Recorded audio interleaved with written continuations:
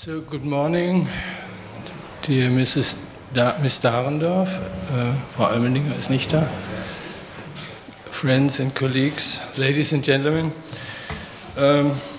Ich hatte vor, einen kleinen Ausschnitt aus meinem Interview mit Ralf Dahrendorf vorzuspielen. Das kann ich jetzt technisch nicht verwirklichen. Um zu zeigen, wie die Verbindung zwischen Dahrendorf und den Sparkassen ist. Denn er sagte mir in diesem Interview oder uns, dass er die Sparkassen also mit Zähnen und Klauen verteidigen würde. Denn bei den Sparkassen gibt es noch eine Ethik der Verantwortung. Das war sozusagen auch sein Stichwort. Meine Frage war damals nach der 2009, also kurz vor seinem Tod, nach der Finanzkrise. Und dann hat er diese Verteidigung der... Ja, okay. I should change into English, sorry. The issue today is Eastern Europe. In 1989, Dahrendorf saw a chance, and he saw, as we heard yesterday, liberalism not as a change of a system, but as a process. And he engaged strongly in helping to establish rule of law in the Wild East, as it was called at that time, if you remember.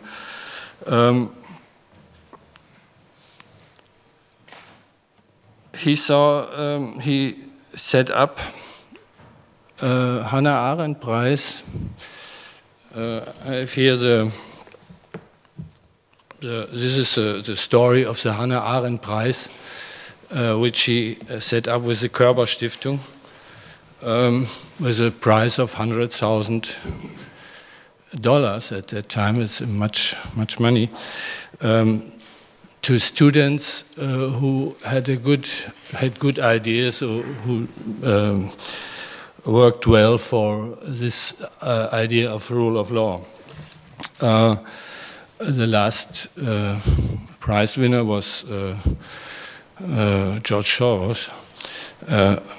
I think he put the money into some project. He saw the chances. He tried to support intellectual young men and women. But he saw also the risks. He spoke about the need for ligatures, Ligaturen. The old regime, gone. The new regime was cold. Democracy in capitalism is a cold regime. So there is a need for ligatures, and people look for living with one's peers. They search for homogeneity, and this is what we face today.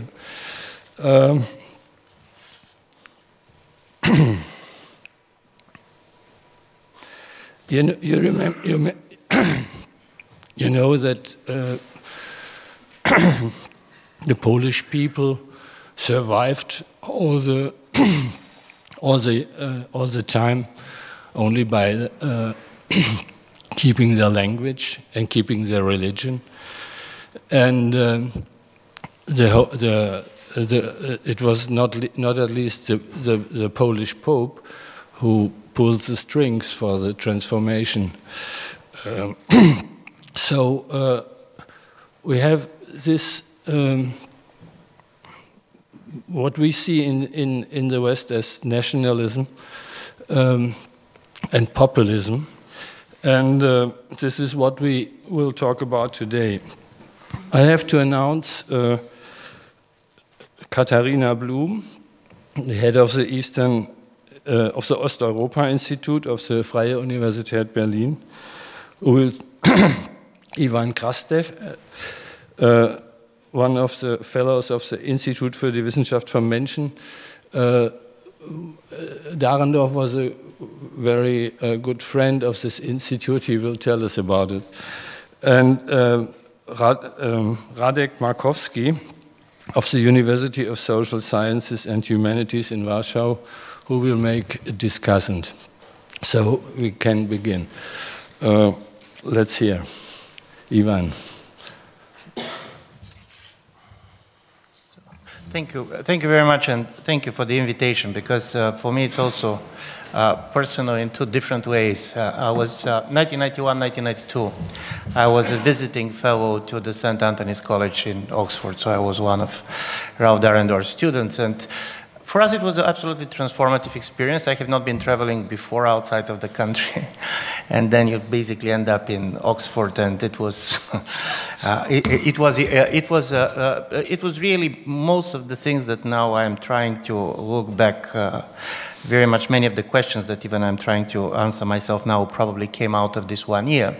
And secondly, when it comes to the Institute for Human Sciences in Vienna, to IWM, Dahrendorf was one of the closest friends and supporters of Krzysztof Michalski when he decided to create a place where East and West are going to meet like equals. So from this point of view, this is very much kind of, for me, Dahrendorf is part of my personal biography. And this is why I was asking myself the question, how surprised he would be seeing certain developments in Europe, but also in Central and Eastern Europe now. And to be honest, I don't believe he's going to be as surprised as many others.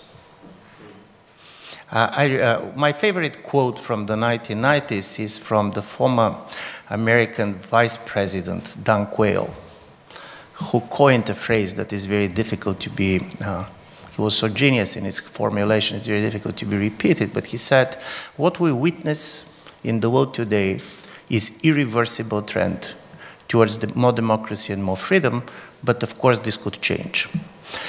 So how irreversibility could change was something very important, because I do believe Dahrendorf never believed in irreversibility. Secondly, unlike most of us who in 1990s stopped to perceive Germany as part of Eastern Europe. It's amazingly interesting, but for other East Europeans after the unification, kind of East Germany stopped to be part of the East. I do believe for him it was not like this.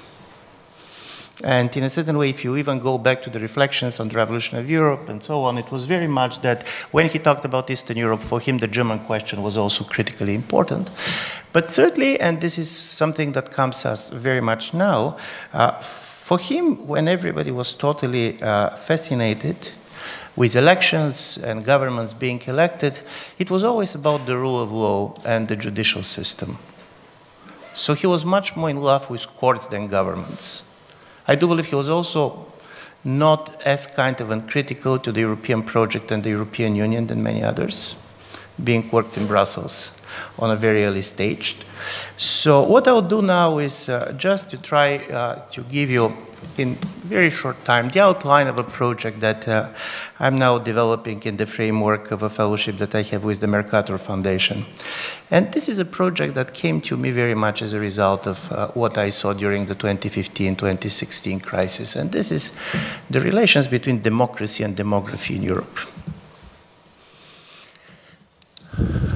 Because, and this is kind of course, demography was always present in anybody who have been doing and have been interested in democratic politics, but traditionally, demography was very much framed in the Malthusian terms.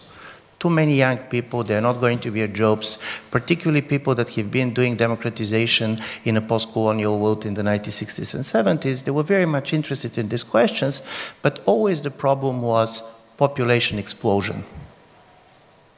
And I do believe what is interesting in Europe today is that you have certain type of challenges to liberal democracy coming from a different dynamics. We are much more talking about demographic implosion. Demographic implosion, particularly in the case of Central and Eastern Europe, is very well known to everybody who is following the region, because this is the fastest demographically shrinking region in the world. because of the low fertility rates, and which are typical for Europe as a whole, aging population, but also because of a high out-migration rates. The population movement within Europe was not much discussed because all of the story during basically the refugee crisis was focused on how many people come from outside Europe, particularly Syria, Middle East. But the truth is that there are more people who moved from Central and Eastern Europe to Western Europe as a result of the financial crisis than people who get into Europe from outside of Europe during the refugee crisis. And as a result of it, one of the interesting stories was the depopulation of some of these countries. And my story was, because obviously the clash between liberalism and illiberalism is not the clash between the East and the West. It is a clash that you can see in every society. The urban-rural divide is more important when you go on the level of the social attitudes than the divide between the East and the West. But how then we can try to make sense of this kind of a liberal-illiberal divide? How this can help us to think about this? And here is basically the 5 simple arguments that I'll try to make. I'll go back to the 1953, where after the anti-communist protest in East Berlin, Brecht wrote this famous poem, The Solution, in which he said, if the government is so disappointed with the people, probably they should dissolve the people and elect a new one. And my first argument is that because of the combination of the stagnating demography and migration and movement of people in Europe, we are facing a Brechtian moment in which some governments at least have the idea that they can elect their own people. And they can elect their own people because demography is becoming important, not simply because the things are changing, but because also in democracy numbers matter. And normally we're saying and try to believe that the governments change simply when people change their mind, but the governments can also change when there are major population changes. For example, when a new kind of a cohort of voters entering political sphere in the way it happened in the 19th century or 20th century with the universal suffrage, or when a very big new generation like in 1960s and 1970s with a certain collective preference is entering politics, or like in the case of Israel, when you have a kind of a huge inflow of new Israeli citizens coming from the Soviet Union, which is changing the political nature of the electoral body, or like in the Central and Eastern Europe, when you have a loss of population and many of the people who are living and stop actively voting are people with a special profile, younger, better educated, more mobile.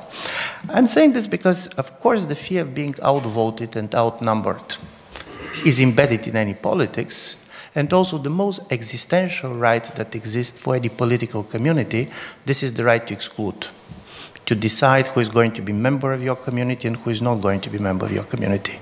And to a certain extent, how you are defining the right to exclude is very much, in my view, making the major difference between liberal and illiberal regimes.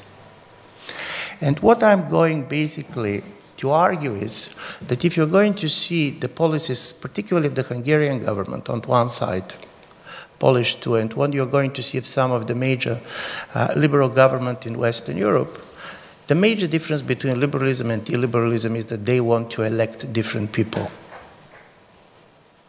So obviously, in both cases, you have demographic profiles of the polities which challenge the fact that if in the next 20 or 30 years there are not going to be new people coming to our societies, it's going to be totally impossible to sustain our way of life.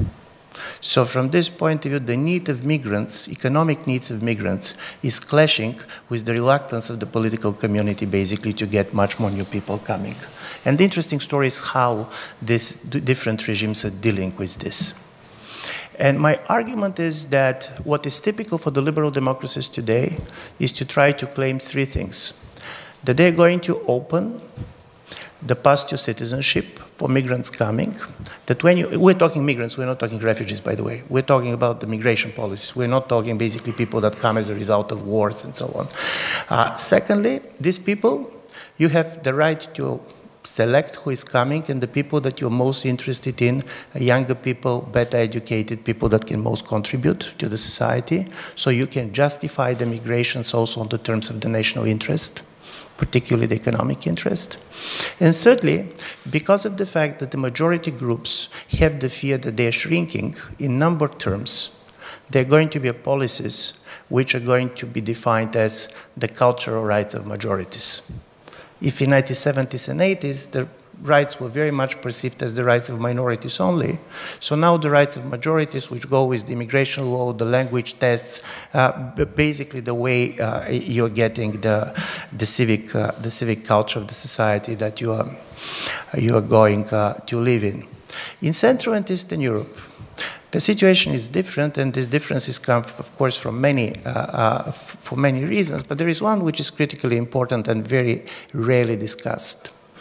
If you go back to the ethnic maps of Europe in the beginning of the 20th century and see the ethnic composition of societies, you're going to see two Europes. One was quite ethnically homogeneous, and this was Western Europe. It was Germany, it was France. And one was very much ethnically and culturally diverse. And this was the Habsburg lands. It was Central and Eastern Europe. We always try to talk rightly that there was a lot of movement of people in the 20th century, but the result of the movement of people in the 20th century, particularly in Central and Eastern Europe, was ethnic homogenization. So people were moving, but basically they're moving not to produce more diversity, but to reduce diversity. Exchange of population, destruction of populations. In 1939, almost 1/3 of the population of Poland were not ethnic Poles, Jews, Germans, Ukrainians. And then, not because of the decision of East Europeans, but because how history treated them, you basically end up in most of the Central and East European countries with a very high level of ethnic homogenization, above 95% of the people. As a result of it, I do believe that illiberal regimes can be at the moment defined, and Hungary is the best example of showing how it works, as trying to rescue the ethnic state, the ethnic nature of the state, in the situation of a diversifying labor markets and diversifying societies. So paradoxically, while Prime Minister Orban is very famous for criticizing Germany, what is happening in Eastern Europe now is adoption of the 1970s German idea of the guest workers. We are opening the market. It's not true that there are not labor market opening in Central and Eastern Europe. There are almost 2 million Ukrainians working in Poland today. In 2018, for the first time, Poland became migration net positive. There were more people entering the country than living in the country. But at the same time, there is no much perspective for citizenship for these people. So they're coming, they can work, but the expectations is that either they're going to go back or they're going to move to Germany and other places. So you are trying to keep the ethnic nature of the body politic, while at the same time society and the labor market is diversified for very obvious reasons, because, for example, this also can be easily seen in the case of Hungary. The famous slavery law, which was called like this by the opposition, was very much the results of the labor shortages on the Hungarian labor market.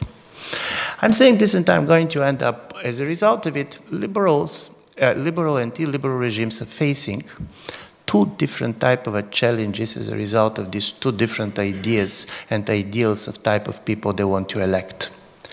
Of course, the biggest problem for the liberal regimes is how successfully they're going to be to integrate culturally diverse constituencies coming from outside, to what extent basically you can keep social and civic cohesion. For Central and Eastern Europe, if this type of illiberal regimes are going to prevail, the biggest problem is going to be generational disequilibrium. You are basically trying to keep the body politic ethnically close, but as a result of it, and because of the nature of society, young people are a very small cohort, and they're not well positioned to produce a political change with their ballots. This is one of the reasons they're so much more often on the street than in front of the ballot box.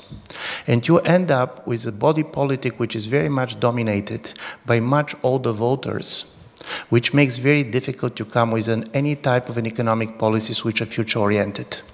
And even more, because of the migration, you have older voters who asked to sacrifice for the next generation, but their next generation is not living in their country anymore. So as a result of it, you can end up with a process in which the exodus of young people from the countries are going to be very much stimulated by the fact that they have their kind of a demand arrested within the body politics, and they don't have the feeling that they can make a choice. So as a result of it, they very automatically go on the Hirschman's exit, and for them the voice option is becoming much less productive and effective when it is coming to change their own lives. So this was my try to understanding and try to basically see the difference between liberalism and illiberalism in the way it has been displayed in the last years, Central Europe versus Western Europe, not so much simply as illiberalism being described as violating certain liberal rules, but much more as a project to rescuing the ethnic state in a world in which it's becoming much more culturally and ethnically diverse. So thank you.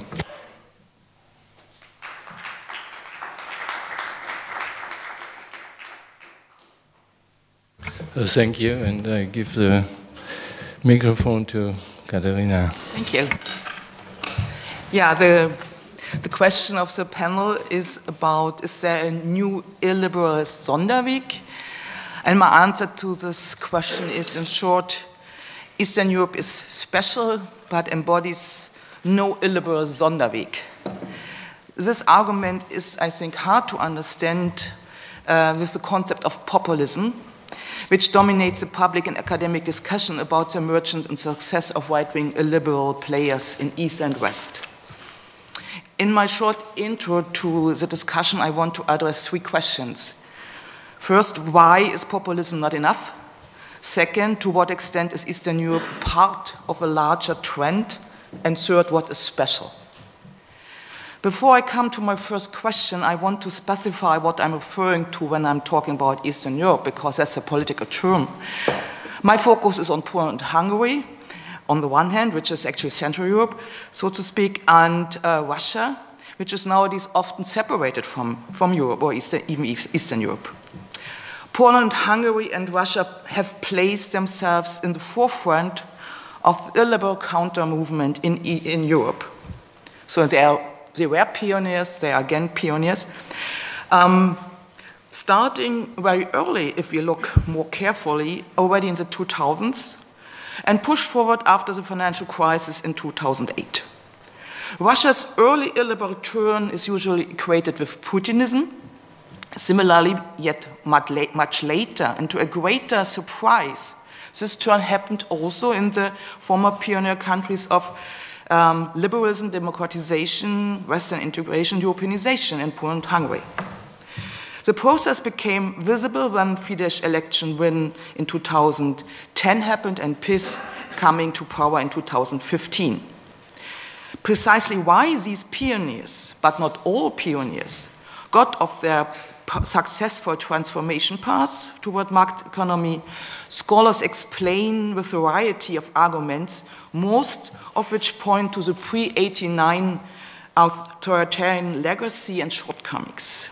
The sliding back thesis, however, cannot explain why exactly those two countries have turned backward, so to speak, nor can global financial and the European crisis explain this turn. While Hungary and Baltic states were heavily hit by the financial crisis, Poland was one of the few European countries that survived the crisis rather undamaged.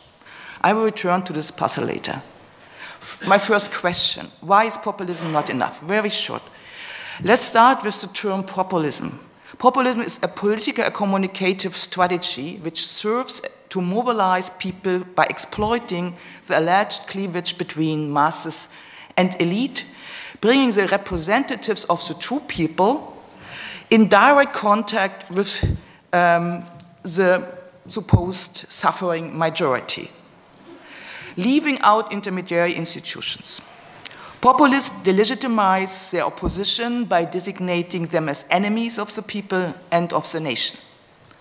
Following the logic one has to get rid of the enemies instead of reaching compromises with them. As many of the authors agree, this set of ideas is the illiberal core of populism. Populism is therefore mostly put in opposition to democracy. And I agree, there's plenty of evidence by now that Hungarian and Polish political leaders skillfully exploit this. As Philip Manu terms it, this antagonistic policy mode. And without any doubt, Putin and his administration play the populist card frequently in order to stay in power. Yet populism is per definition rather tactic than strategic, rather policy than politics, rather emotional than intellectual, since populism is by definition anti-intellectual.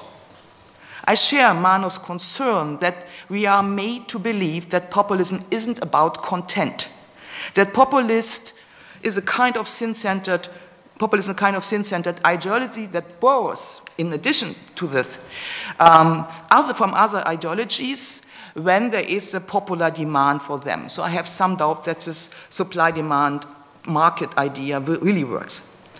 Another claim that downplays the importance of content is that the Polish and Hungarian rulers dismantle democratic institutions and provide some social goodies for their clientele while continuing their neoliberal economic pathway and not questioning the market economy heavily dependent on foreign capital. My second point. To what extent is Eastern Europe part of a larger trend?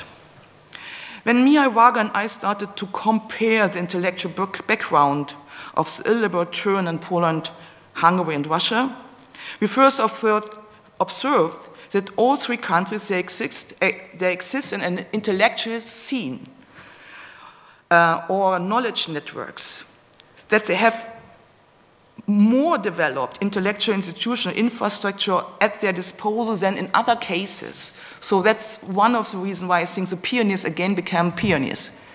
Moreover, there are people, intellectuals, they invest their lifetime and energy into the project. Our second observation was that these ideologues and activists very often describe themselves as conservatives, sometimes nationalists, sometimes state patriots, but mostly social or national conservatives. A conservatism that is set in opposition to recent liberalism, as well as to the specific mergers of liberalism and neoliberalism elements, neoliberal elements with conservatism in the West after World War II. Russia, these ideologies and political activists are not puppets of the regime, not even in Russia, I claim, where representatives of the new illiberal conservatism are criticizing Putin for his inconsequential policies, for still sticking with the so-called system liberals, the liberals in Putin's power elite. Our third observation was that the attempt to reinvent conservatism in opposition to liberalism does not represent an East European Sonderweg. On the contrary, it is part of a larger overarching counter-movement. The idea to reinventing a true conservatism also exists, for example, in the rank of the alternative for Germany in the AfD. They claim that the traditional Christian democratic parties in Germany betrayed their roots.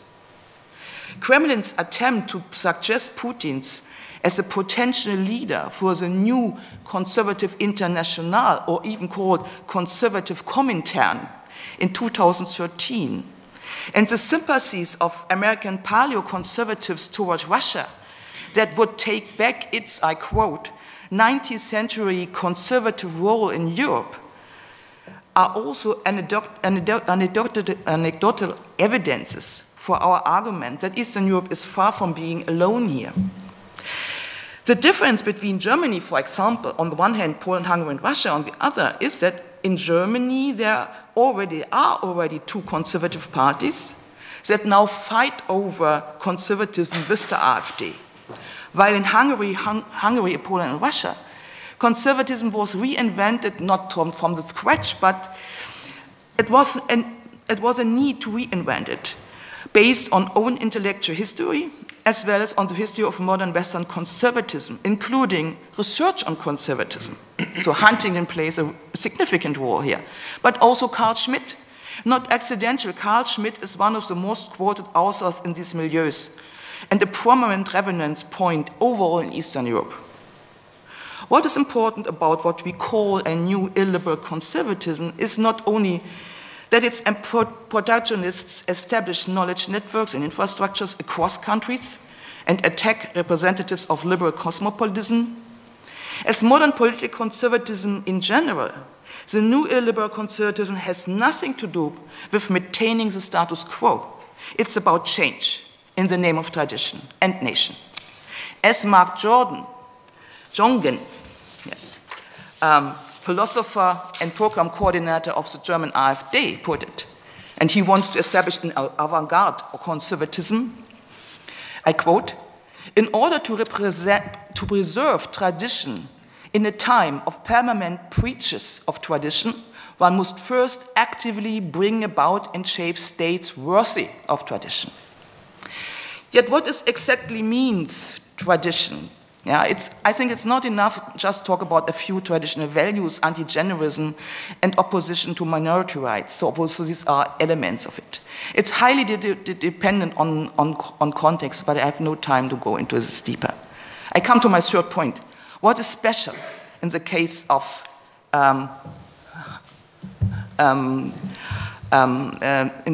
Hungary, Poland, and Russia? A common feature of the new liberal conservatism is its merger with economic nationalism. For Erich Hellheiner, economic nationalism rests on the imperative to serve national interest, to protect national identity, which by definition implies a huge variation of possible combinations. Hellheiner stresses that this promotion of unity, identity, and autonomy of a nation might be pursued by a variety of economically nationalist policies. We see it in UK, we see it with Trump, Le Pen. The concept of what is good, what kind of economic policies should be pursued differs in all these countries, and so also in Eastern Europe. Here, in spite of significant differences between the countries, we see important similarities between Russian conservatives, I have to say, on the one hand, Poland and Hungary on the other. We have three features in common. The idea that a strong and sovereign state intervenes in the economy to pursue the strategic goal of a catching up development, of faster improvements of the position in the hierarchy of nations. This legitimates cutbacks in the democratic checks and balances, as well as taking control over civil society and media. In our view, the ideas of economic nationalism in these three countries imply, in fact, a break with crucial neoliberal doctrines, although not all of them. The intellectual promoters refer to the Asian state developmentalism, but combine the idea of state as a developmental agent with a highly centralistic approach. New illiberal conservatives distance themselves from neoclassic economic paradigm in favor of heterodox economic theories, taking some inspiration from Keynes' demand-side approach, but not naming it, while stressing also Schumpeter's inspired ideas about importance of domestic entrepreneurship. This demands a redefinition of the function of market, a market according to national interests. The goal is to make markets more functional for nationally defined public goods, and it includes a strengthening of state property. In the Russian case, a clearer separation of state and elite networks ownership, so to speak. But without going back to market economy. And Polanyi is also one of the authors. Polanyi's Embedded Markets is also quoted in this context. They also share the assumption of a fundamental asymmetry of the European and world economy. The rapid economic opening of the post-communist Europe to the West failed to reduce and instead even consolidated this asymmetry in the labor division, European labor division or global labor division. They reformulate the national question from the perspective of the development that as to overcome the peripheral or semi-peripheral position reproduced in post-1990s transition. And that's also an explanation why exactly those countries question their position in the context. So homemade innovation is one of the key topics in the conservatives' milieus. And finally, the remoralization of the economy, which is now supposed to serve the interest of the nation for the majority of the constituents. These elements of the new economic nationalism are combined by two other components, which I only want to name. The first is the idea of endangered nation and national identity. And we see in all three countries, including Russia, a post-colonial discourse. Second, a redistributive component. And this is not necessarily related to social conservatism, that this has a redistributive component. But this is strongly related to the family problem. Marriage, abortion, the crisis of family, but also the involvement of the fathers in the family is debated. It wishes partly to correct the social injustice of the transition period, but in most of the cases, it's about the nation. Not accidentally, in all three countries, this discourse on traditional values is heavily intertwined with the discourse about the demographic crisis of the nation. And you might remember how the AfD did the election promotion, wir machen unsere Deutschen selbst. So it's not so far away from us. Again, the state has to do more in order to correct the erroneous development that they see as caused by the neoliberal path of transition, the overly open society, and the legacies of communism. We sketch this idea as, where is it? Yeah, we stretch this idea with a kind of triangle of economic statism, endangered identity, and social conservative, redistributive social conservatism. I have not enough time, and here I'm close to my end. I have not the time for pointing to significant differences. Of course, this was my slide before. Of course, the concept of sovereignty for Russia is much more ambitious, much more far-reaching than for Hungary and Poland. Here, I cannot point it out, but a few points are written there. Moreover, the relationship, which is also very interesting, the relationship to communism is much more complicated in Russia. And Hungary and Poland's conservatives do not challenge the integration into Europe or the West. Their mission is to help Europe to recover from postmodernist excesses, but as part of Europe. Russia also wants to help us, but it's not so sure if they consider themselves as a part. Furthermore, the translation of ideas into politics and political practices vary. Some of the conservative ideologues in Poland and Hungary took over crucial government positions to implement the idea in crucial times. I will skip this. The same is for Poland. But Putin, in contrast, never gave them enough space to do this on a comprehensive scale. His administration is very selective in picking up some of the elements while still leaving, especially the macroeconomic policy, to his system liberals. He never gave up, for example, his former financial minister and old friend Alexei Kudrin, who is really, or was for a long time, the key enemy of the conservative and state patriots. Sergei Glasev, one of the members of the Is Club, never became head of the central bank in spite attempts, and he became only the president advisor of the Eurasian integration, now has withdrawn because of the lack of success to get through his ideas. So despite the differences that are worthy to elaborate on a greater length, illiberal conservative ideologues in all three countries would agree on a notion of Michael Remizov, a conservative Russian political advisor who edited a study on conservatism, Russia's soft power, in 2014.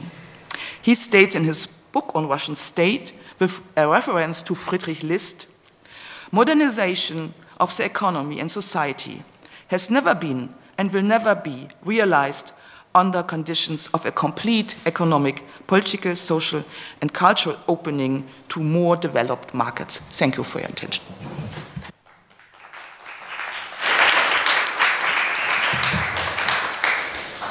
Well, thank you, Katharina. Yeah. So,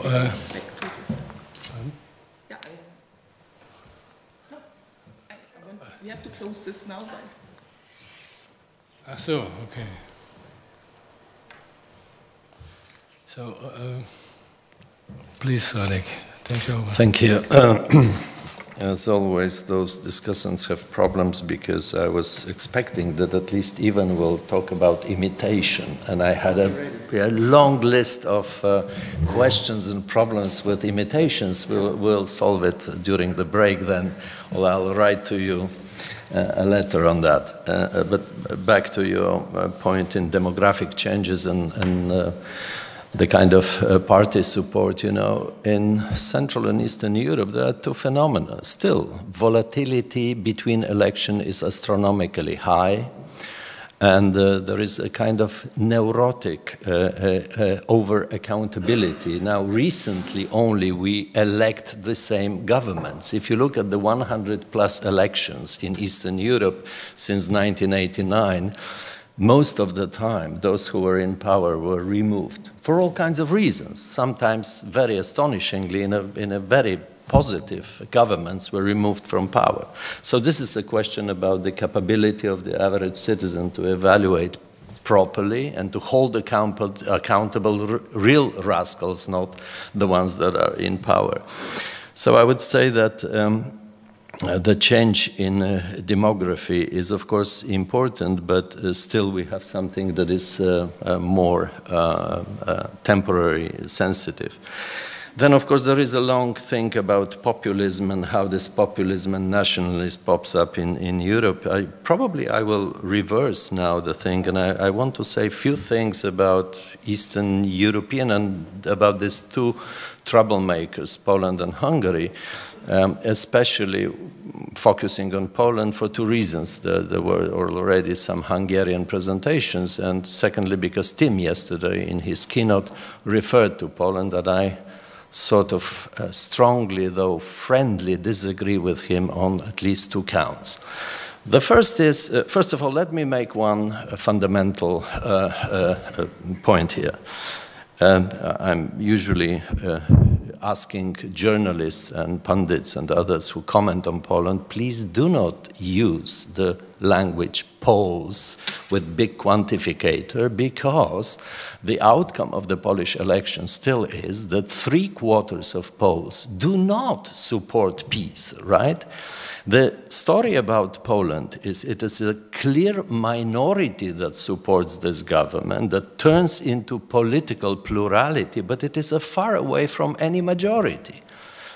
75% of Poles do not support this government. 100 biggest cities in Poland are in the hands of non-peace mayors and presidents, right? And the Senate, after the last election, is in the hands of the opposition so far. The second big story is that, and I miss Christian Welzel here to help me with that. He has this fantastic analysis on the World Value Survey. I have lots of research on Poland and other East European countries, but on Poland, let me say the following. This is a story about selective mobilization of a clear minority that, because it is threatened by modernity, it is activated, and it is supporting one single party, whereas the opposition is spread, pluralistic, and unable to coordinate. So it is about intensity, not frequency, if you allow me to distinguish. Then we usually tend to look at public opinion polls and percentages, which is about frequencies, but not intensities. And the serious research, and I absolutely responsibly putting it on the table, about polls in the last 20 years is that we are increasingly secular. There is a sluggish but very stable trend of secularism.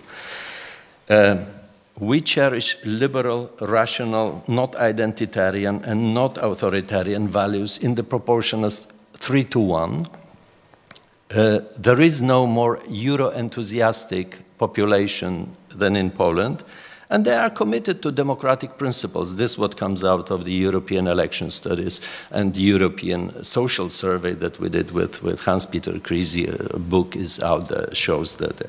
Now, there is another problem why this does not turn into behavioral thing, but I'll go to that in a minute. Now, the very important thing about Poland is you cannot understand Polish politics, and unfortunately this is very often missing, without taking account the most important political actor in Polish arena, which is the Polish Catholic Church. Yeah?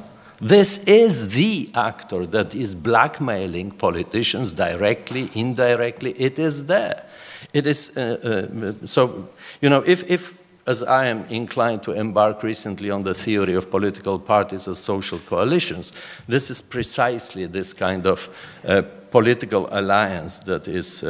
So, you know, in social sciences, we either talk about deep causality or kind of causal mechanism. And if we were to look at deep causality in Poland, why this happens, I would go to the kind of interpretation of this coalition theory approach, which says more or less that the Polish case of today is the kind of well-known from the past right-wing revolt against modernity, with Catholic Church being the main social coalition partner.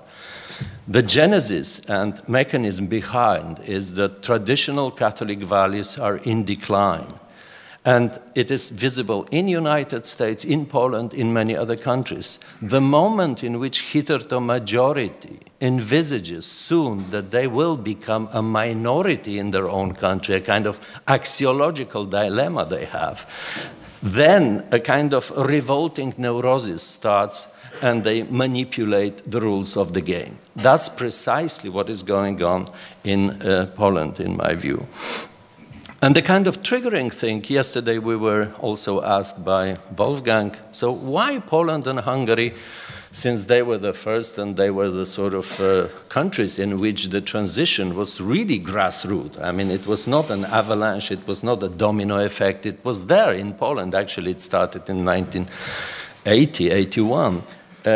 And one of the among the many things you could look at what contributed to this dire development recently in Poland and Hungary is the back to Huntington 1991 and his analytical distinction between authoritarian exit, the infrastructure that is supposed to be built, and consolidation of democracy. Well, these are precisely the two countries in which you had this kind of, from the round table agreements. From the late 80s, there was a permanent state of Russenian social contract in the making, which means that there were no rules. They were negotiated permanently. There was a culture of rules negotiability, flexibility, a kind of mood of temporariness, growth of pragmatic instrumentalization. If you look at the round table, the rules of the game were changed on several occasions, right?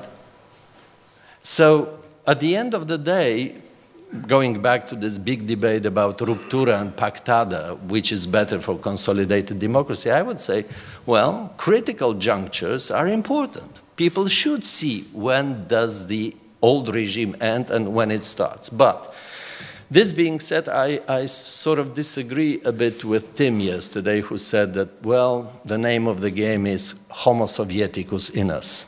No, it's not Homo Sovieticus. I can show it in many, many studies. It's Homo Catholicus in Poland. This is the main obstacle to democratic quality, and it is direct and indirect via social capital, which you know, there are trains of books about Catholicism and social capital, the bridging one in particular. But there is nothing I can prove that inheritance, in fact, why would Poland and Hungary be the ones in which Homo Sovieticus is the most important, when precisely Poland, I mean, in Poland there was no Homo Sovieticus at all, even in the 60s, 70s, and 80s. I mean, this is sort of a bit of a nonsense, I would say. If we were looking for Homo Sovieticus impact, Czechoslovakia, GDR, and Bulgaria are the right places to look at. Yeah? Of course, the big question, I have no time for that. I tend always to ask it, is it a fate or choice? Huh? I mean, it helps me understand what is going on. It is empirically very difficult, really, to prove whether what happened in these 30 years was choice and agency, or was it a kind of fate and culture and whatnot. I'm inclined to think that it is more of fate and culture. And the other thing that yesterday was mentioned by Tim and sort of also hinges here is this alleged problem of redistribution of dignity. Well, again, let me remind you that the problem of dignity was in place in the early 90s. I mean, this was the time in which, indeed, we had an enormous growth of inequalities, and then, starting from 2001, 2002, the Gini coefficient goes down radically. Yeah? I mean, with this structural funds coming from European Union, this is precisely what is going on. Egalitarization is the name of the game. Now, in Poland, this famous from apparatchiks into entrepreneurchiks does not really, you cannot find justification, because if you look at 100 richest Poles today in Forbes, yeah, there are 5 to 10 former communists, but that's basically it. It is not that, you know, I mean, yeah, Bulgarian case might be different, even the Hungarian, but in Poland, yeah, nobody from Politburo or Central Committee is a billionaire today. In Poland, quite to the contrary. And in Hungary and Poland, there was a lot of private sector, especially in Hungary, right? This semi-market economy which they had. So I see no points in this. Elite circulation studies show that there is very little ground in that. And to go back, if you look into the mindset of Poles as of 2015, they were really, really very happy with most aspects of their life. The only one that turned out to be they were critical of is the so-called slogan of peace, "The country is in ruins." That was their electoral slogan. Yeah? They were showing some Okay, have no time to go into that. Now, if I were do I have 1 minute more? Okay. So currently, I think it is worth looking at something that is a 100 years old theory, William Ogburn and his cultural lack theory. I mean, let me remind you, a very fruitful thing. I think he was writing about social disorganization, and the major narrative of this theory says that, well, always technological innovations, material culture are rapid and come first, non-material adaptive culture comes next, and it is always delayed by some time. But if the span is too big, social disorganization occurs. Well, you might think of, you know, a major infrastructure, democratic infrastructure, as sort of technical innovations that come to this part of the world. And somehow, and this is a long story I have no time for, it really seems to be a fruitful theory to look at. In what respects, what was sort of neglected in this social, democratic, and practical mindset of East Europeans, and especially I'm here referring to Poles, that today we have these severe problems in understanding the value of constitutional norms and separation of powers. Although we do protest, it is not as effective as we would wish to. And maybe final point about populism, and I don't call the thing that is going on in Poland populism. I see no reason to call it populism. It's authoritarian clientelism, and probably clientelism is the most important way to describe. As you know, of course, as Katharina did mention, it's a vague concept contaminated with many things. The basket of populism will explode soon. It's everything that is lousy, non-liberal is there. At the same time, what we see in Europe as a whole is that the level of populism in all countries is very similar. The biggest difference is between Sweden and Italy, and it is statistically insignificant. So populism is a kind of concept that resembles authoritarianism. It is hidden, it is tacit, but it can be activated depending on the context. Yeah? And this context is interesting. So when you look at what is really important in countries like Poland or Hungary and the alleged populism or authoritarian clientelism, is to see precisely what kind of mechanisms that are illiberal are at work. And one of the fruitful ways to think about populism is to look at the reverse of populism. I think that one of the things that has been neglected, namely meritocracy. Currently I'm working on the concept of simplicism, actually, probably simplism, as a kind of a tool by which the linkage between the people and political parties. It is a crude simplification of reality in which many, yesterday we quoted here Ralph Dahrendorf saying that the most important thing is to be sensitive to complexity, and that complexity is, well, this is precisely what average Homo sapiens doesn't like, yeah? And these politicians are very smart to persuade them. The Polish narrative for the last 4 years is, it is simple. It's just you give us power. There is this chap that has this unique ability to listen to the people. Others do not have this ability. He is the same with Orban. Yeah? He simply is better at. He doesn't need intermediate institutions, horizontal accountability. This is all wrong. The direct relationship between a charismatic leader and the people is the crux of the thing. So. Yeah, I have to finish here. There are many theories we are going to test in the forthcoming years. I think we in social science are very impatient to jump into universal explanations, but I think a little bit more time is needed to see.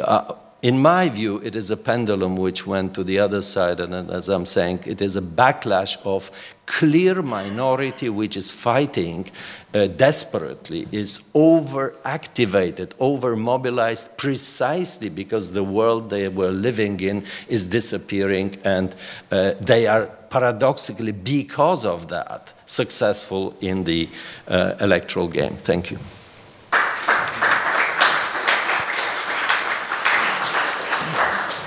Thank you, Radek. Will you answer on this, or Ivan or Katharina? I can respond to that. Okay. Yeah, I mean, it was not a direct. We are not in a direct dialogue, but I have some comments to make, if I may. So I completely agree with you that the Homo Sovieticus is not an explanation. So I think that was obvious. So Homo Catholicus, if this is really an explanation, if you compare Hungary and Poland, Hungary is split in religious terms and is a highly secular society, so they have much harder work to do to reinvent tradition than Poland. So I do not see that this is really, this is important, yeah? Also in Russia, this is very important. But I think the story with religion is more complicated. And I do not take the point that it's completely against a revolt against modernity. Because if you look at the content, and this is my other point, so why I'm not so satisfied with this authoritarian clientelism. Of course, you find this, but it's about to try to improve with the tools I have tried to mention, to improve the position of the country in the hierarchy of nations, to do a different approach for development.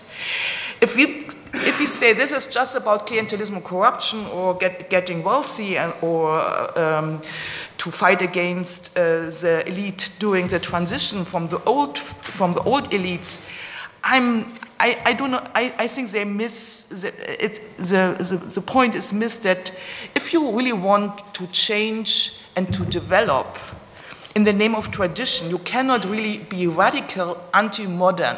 It's not the Islamic State. For me, this is really a modern movement against modernity.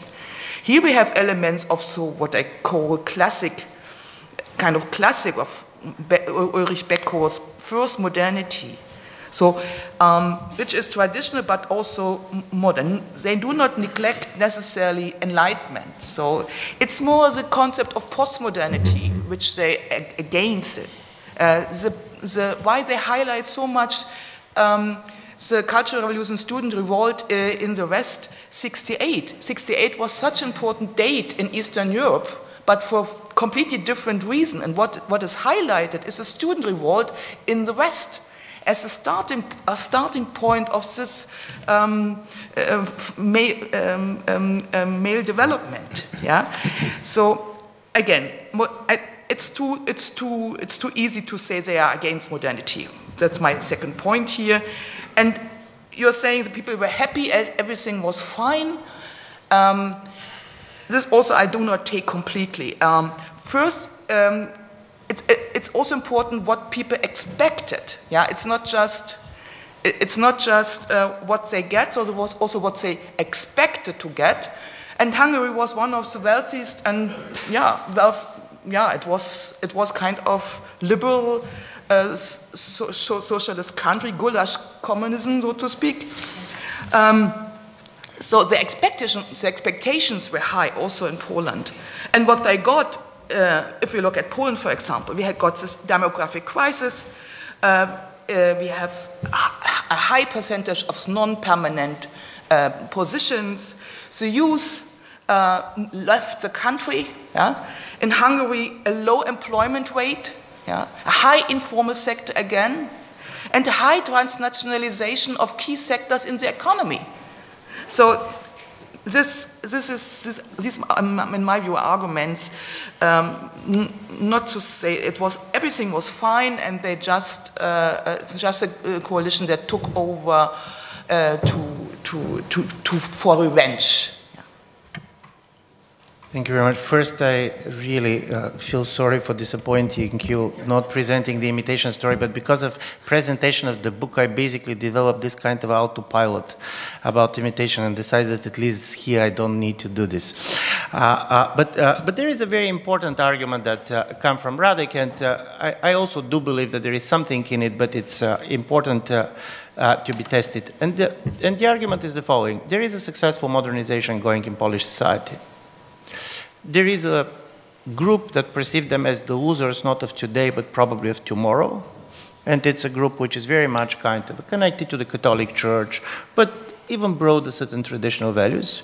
Because of their sense of fear of a loss, they have a higher mobilization potential.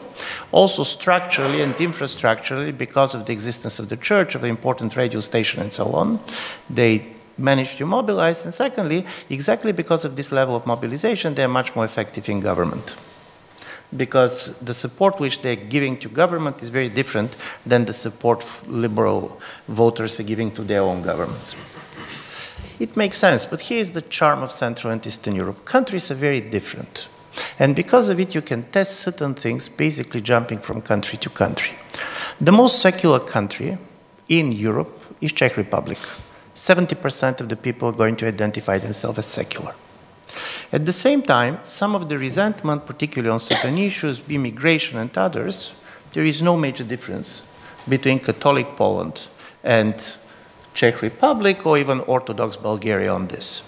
So when I was pushing for the demographic factor, this was the thing which I was trying to see, is there something that explains a certain type of an anxiety that is common? It's not only Central and Eastern Europe, but Central and Eastern Europe, it's a much more dramatic version because of the combination of population decline and out-migration.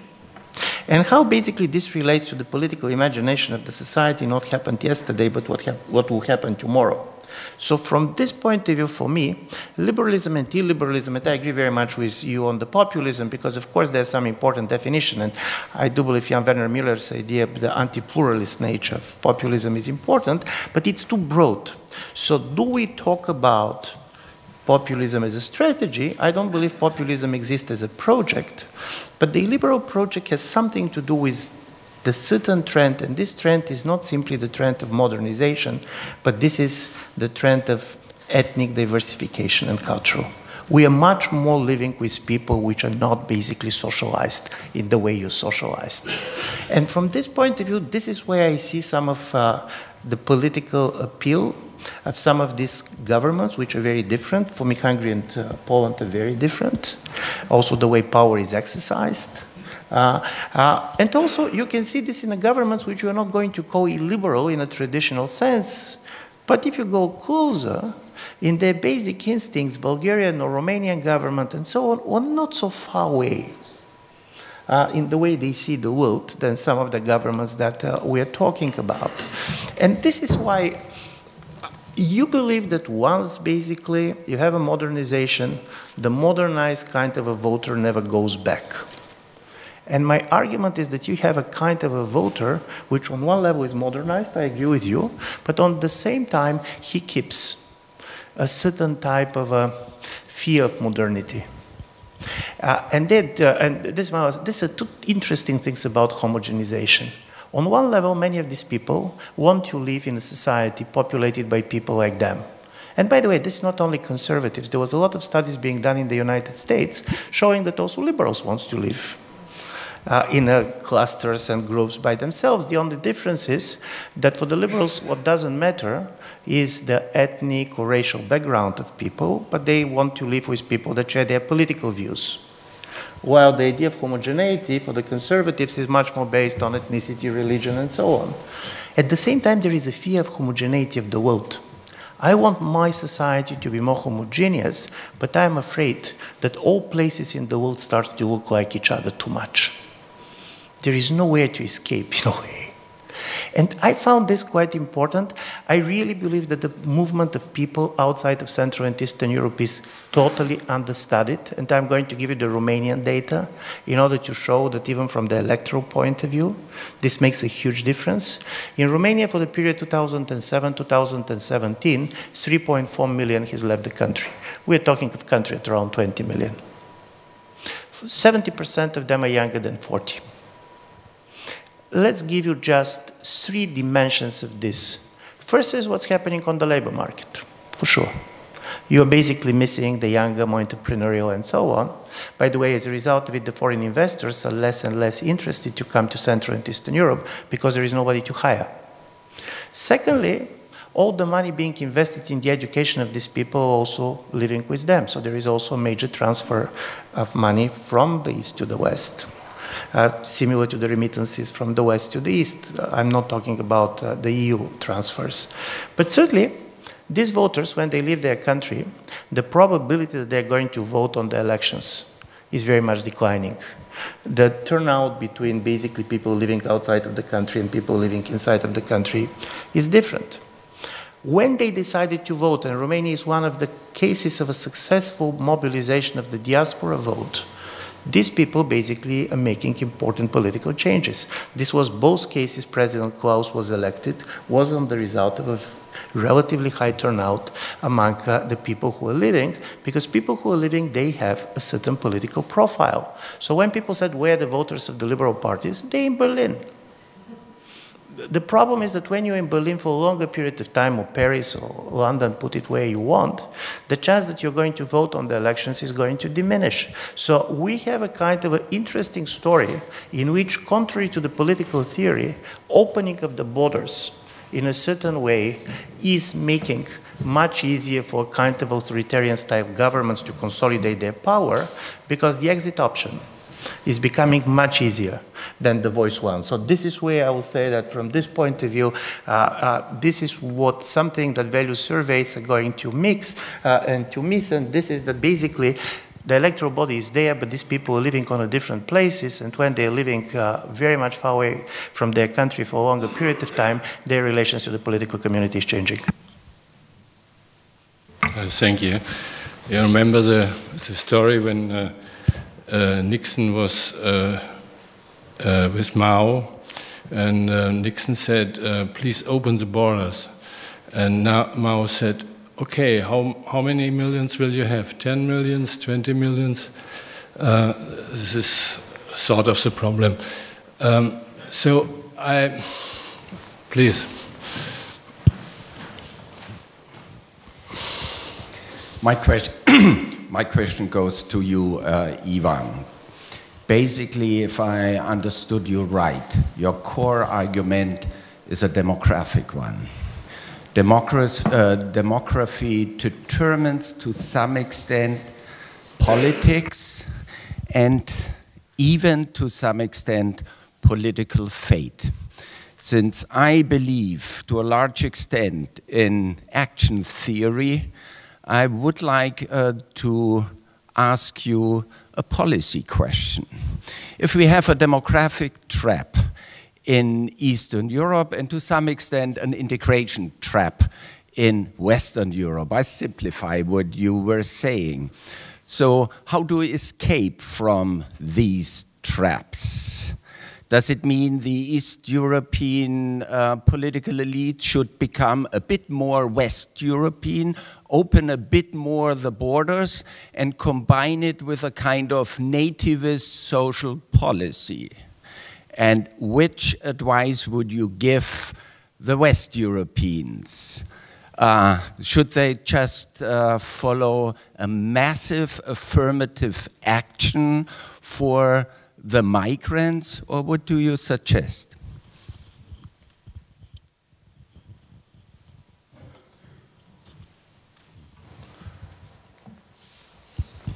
I am John Keane, and my comment and question is also, I'll ask to Ivan. You're being asked policy questions. I'm going to ask you some philosophical questions, so beware. The background remark is that I think that the demography dynamic is very important, because we are facing, for instance, the most important case, the United States, is a case where an ethnic majority is shrinking and suffers all of the neuroses and the fears that it will be outvoted and become a minority. And I think, you know, the whole number 45 phenomenon is that. There are similar developments in Germany. The English Brexit mentality can be understood, psychoanalyzed, so to say, in this way. And Radek makes the case that Homo Catholicus is also part of this dynamic. Now my comment and a question to you. Normatively speaking, you are attached to liberalism as the champion of ethnic diversity and citizenship rights.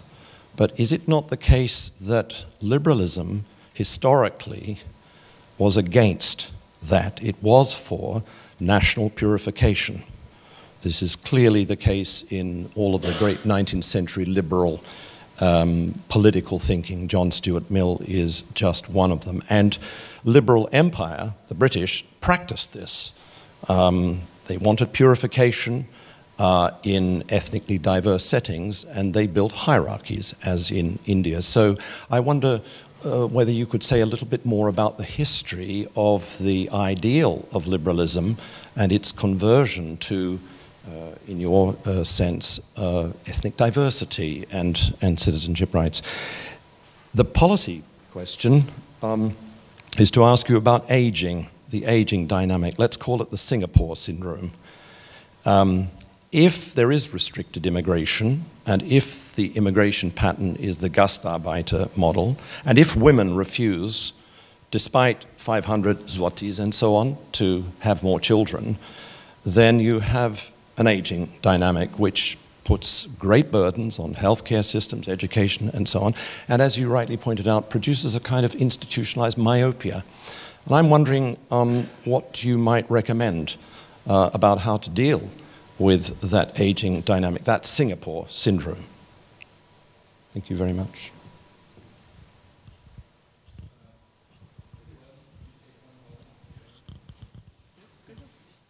Actually, to follow up on this, I was reminded by your brilliant presentation of a meeting I had recently in Warsaw with Barnier and business people and others about Brexit. And what fascinated me is that the Poles were bending over backwards to explain to him that they couldn't care less about free movement of people. And indeed, it would be really nice if all our young Poles came back from London and Leeds and all of that. And I guess we live in a moment which Ivan expresses very well, where we are shifting from understanding the problem in Europe around immigration to the problem of emigration. And indeed that the two somehow could be treated by the same magic bullet, which is not so magical, but which is to rethink the contours of free movement. And so the question becomes, to what extent do we believe that the EU should revisit this foremost liberal principle of free movement of people, which is the pride and joy of Europe, and yet it might be the best of things, but it's the worst of things for different Europeans.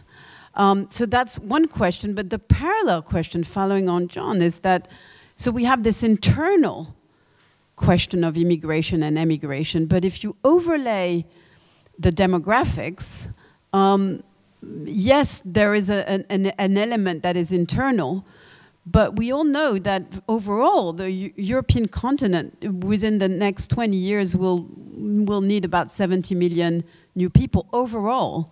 And this is about the modes of external immigration, who is responsible for integration, how homogeneous should it be, what is the role of the EU in that? But I think the two dossiers are connected. So it's a question about the EU's responsibility.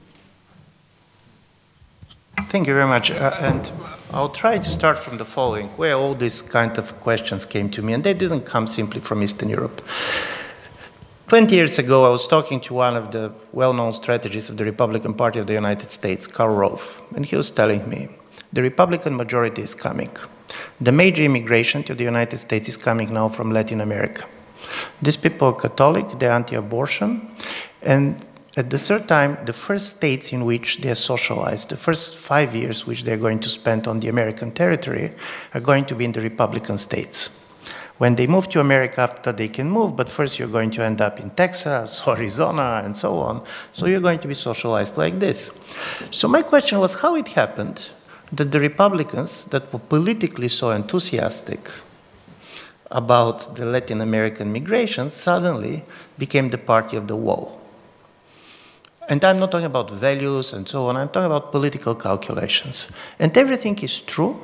They're still Catholic and they're still anti-abortion, but not, they're changing their position when migration itself is becoming the major issue. And they suddenly flipped on the Democratic voters' side. So then when I start trying to ask myself, if you try to see the current situation with two eyes, one of a majority, culturally ethnic majority, that fears that they're going to become a minority. And from this point of view, demography is not what you have today. Demography is about demographic imagination. They're all these projections. Some of them could be totally idiotic. But for example, everybody is saying by year 2040, 1/3 of the population of Germany are not going to be born in Germany. There was this very important, at least politically, book by Stephen Smith in the French debate, who said by year 2040, 20 to 25% of the population of Europe are going to be from African origin. Is this going to happen or not? I don't know. Because the problem with the demographic projections is that they can change dramatically. The problem is that people start to live in the world which looks very much different. And they start to react like this. And this explains the phenomenon of a threat on majorities. And my idea is there are two ways for the majorities to try to preserve their identity and to a certain extent their power. One is, and this is what comes very much as the liberal responses, don't be hypocritical. There is a crisis with the idea of multiculturalism as simply being next to each other. Talk seriously about the majority rights, because the major change in nationalism, for example, people say the second coming of nationalism in Hungary. It's not true. Hungarian nationalism in the 19th and 20th century was much more liberal nationalism, which means it was assimilationist. It was not ethnicity. If you don't have a Hungarian blood, you can earn it by ready to die for Hungary. And the war was one of the major kind of a citizen maker. Now, paradoxically, you have this kind of a trend toward ethnization, and this is the famous Orban story, we want Hungarian children. And this is a different story because you cannot assimilate anymore. You don't believe it's morally right. On the other side, it's also not easy because people coming from outside can very easily stay in their own culture. I'm living for the last 10 years in Vienna. I don't speak a word of German. The institute is an English language. You can function on English easily. I don't have a talent for languages, so it's not a relation to German language. But secondly, most of my news I'm getting from Bulgaria, because through the internet and others, you can live anywhere and you're not going to leave your cultural bubble, which is also linguistic bubble, which makes the classical type of integration strategies much more difficult. And this is why I do believe that it's quite important to see how we're doing this. And asking on the policy question, in political science, there are people who said because of this equilibrium between the generations, we should have 2 votes for people who are younger than 30 and 1 vote for people.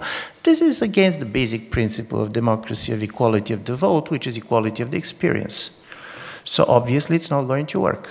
Secondly, and I have asked people who are technically more competent than me to try to see, do we have in the last 15 years much more clustering of the generational votes all over Europe? Does it mean that people in the same age tend more to vote for a similar party? Doesn't matter which is the party. Because I was very much, of course, impressed by a certain type of generational distribution of the vote in places like Austria, where basically the Greens and the Conservatives are very much generational parties. Why I'm saying this? Because even the interest in the environmental problematics is a generational response to a small number, the small cohort of the younger people who basically try to go unconsciously into the alliance with those who are not born yet. In order to try stronger their case about why they should matter in politics. I'm saying this, and this is why it's so difficult with Mr. Orban has one of the most liberal immigration laws in the European Union.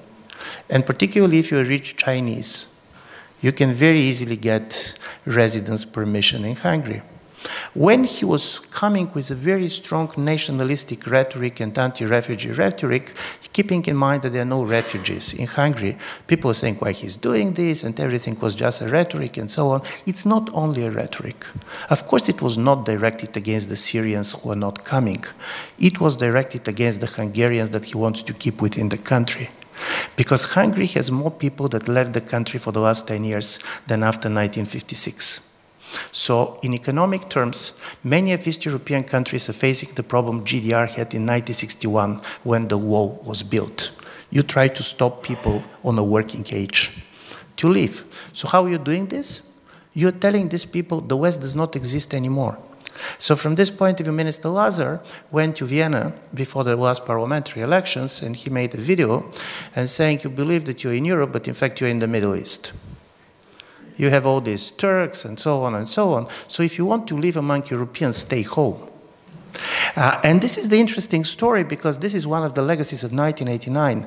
And 1989 was based on the idea that East is going to be like the West. So transition was perceived as the collective migration of the East to the West. Return to Europe, rejoining, and so on and so on.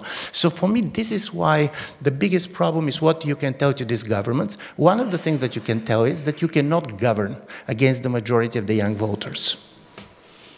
You can do it, you can win elections. In the long term, you're going to have a deep problem. This disbalance for me is critical. And the biggest problem, why they're not allowing these people to enter? Because the moment you allow some of the minority groups and migrants and so on to enter the body politics, then political parties start competing for their vote. And this is the fear of the ethnic majority. And then when they start to compete for their vote, the identity of the nation is going to be changed dramatically. And don't forget that historically, most of the Central and East European nations have experienced the interwar period, the very existence of minorities, as a security issue. We have been basically socialized that ethnic homogeneity is the other name for social and political stability. This is, I do believe that this is why the generational aspect and having a generational talk, most of these people are totally preoccupied with demography, particularly when you talk to any of the Balkan leaders. If he's not in front of the camera, the only thing that they talk about is we're losing people, we're losing people, we're losing young people. Particular problem with the Germany attracting most of the medical personnel. Doctors and nurses. By the way, this is going to create also very strong anti-German sentiment. You are taking our kids, you are taking our doctors. And I do believe this is an important policy issue. So how to reacting it? It's not about redistribution of dignity. It's just showing that you care about these people too. Because if our idea of modernization is we should wait for a certain generation to die, and then society is going to become fine, this was people who believes that basically in 1989, or if you're going to have a new generation which is not born under communism, they're going to be liberal by definition. In Poland, the level of Euroscepticism is highest. It's a very pro-European country, but the level of Euroscepticism is higher in the generation between 19 and 25, which Radek knows better than me. It's not, in this generation you have more people who are actively against the European Union than in any other generation. Yeah, also the question was not addressed to me. I would try to answer because what can we do regarding immigration? Of course, there will be some immigration from outside Europe can be regulated somehow. I think there is a development underway.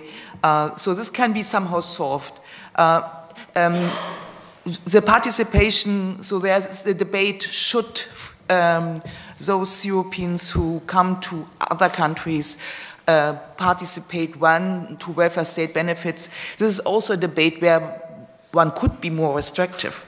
But free labor movement is, in fact, one of the key components of the European market. So you can really hardly go back behind this if you do not want to dissolve the European market. So that cannot be changed. So what to do? And maybe this problem cannot be solved if we only look at demographic problems, or try to solve it on this level of problems. And in addition, globalization, the recent globalization regime is not only challenged by demographic issues. So we have, in fact, challenges by counter movements who want to establish a different type of globalization or re-regionalize these global structures. So there's another movement Europe has to react, and so insofar, I think one needs to be careful, think of how to develop Europe. What kind of joint or transnational investment project could be also make regions more attractive? So I think we should also discuss this on a different level, not just on migration, immigration, and this kind of stuff. Other questions, please? Yeah, Konrad, just a comment is what was for me just listening to the three presentations is an interesting question. How could I intellectually creative combine the different perspective to get a real, say, valid reasoning and picture on what's going on? Is there an answer here? Radek? Well, it's complex, and you should try hard, you know. I mean, that's the... What can I say? Just maybe one more comment to this issue that Ivan raised. No, in voting, it's not generations, it's age. You know, it's you know, in most countries of Eastern Europe, the youngest people, the turnout of this group is by half lower than the average population, and in many countries, 70 to 80% of them never repeat their first vote choice. So, in a way, if I were to do something, I would increase the age of voting to 25 to have more stability. And one topic about modernization and how happy, of course, I had to be short, but you know, it is enough. I mean, this is the country, I'm talking about Poland, which currently has sort of 280% of the GDP in 90. I know GDP is, but with decreasing inequalities, with complete non-existence of structural unemployment, with many, you know, in 1989, Poland had barely 60% of the Hungarian GDP per capita. We surpassed Hungary in 2013. So, you know, of course, it could have been more miraculous than it happened, but I hardly see how much more of development you can exercise in 25 years, which is a lifetime experience. So I would say, and there is a lot of data I can, of course, show you, what people were, serious sociological research. And finally, just to be not misunderstood, I'm talking here about the institution of the Polish Catholic Church. You can either listen to what is coming out of the mouth of Polish bishops and episcopates. This is outrageous what they can say. Really, it's just Polish Sunday Mass could also be an experience. Complete neglect of, you know, causality, medicine, all kinds of civilizational achievements are neglected. People are raised from cradle to grave in a narrative that says, well, yeah, you poor Homo sapiens, you human beings, you have your law, positive law, you even have your constitutions, but we are depositors of the natural law.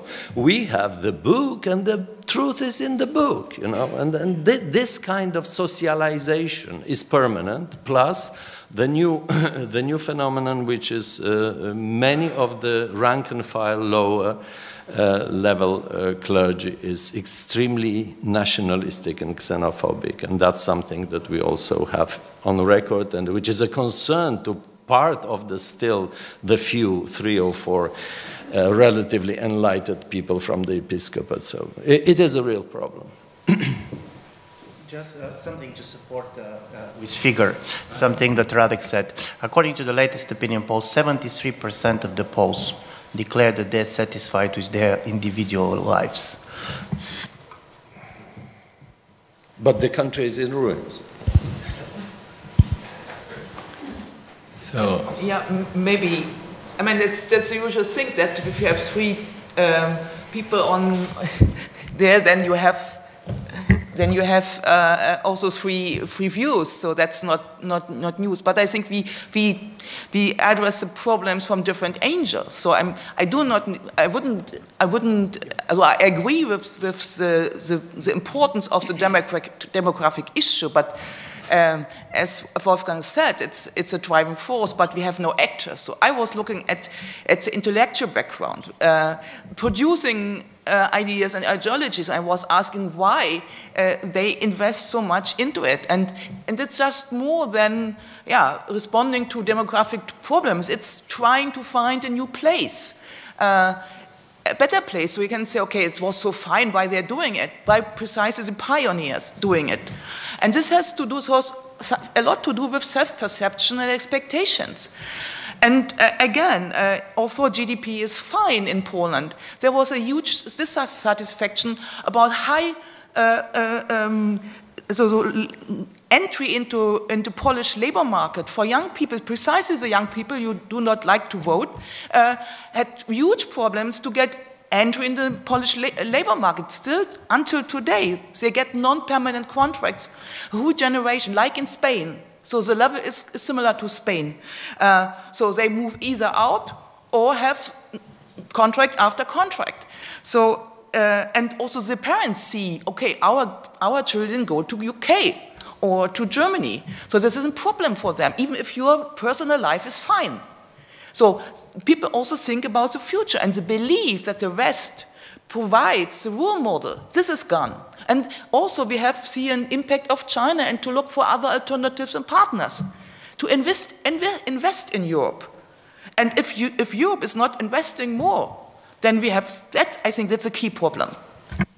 Very much. Just to go to your question, I do believe that you don't need to combine all three of us. First, I very much agree that you're touching from different point of view, but this is like with this room. There are different doors from which you can enter. You don't need to enter from all rooms from the same doors at the same time. But all of us was trying to make a point about specific importance of certain part of the explanation. And there is a beautiful joke explaining the situation in which we are. And this is about the pilgrim who went to a village, and he asked the local person that he met why the bell of the church is not ringing. And the local said, listen, there are 1,001 reasons why the bell is not ringing. Let's start with the fact that in the church there is no bell. That's a good end. So I think we had a vivid discussion, and we may now take our coffee break. Thank you all.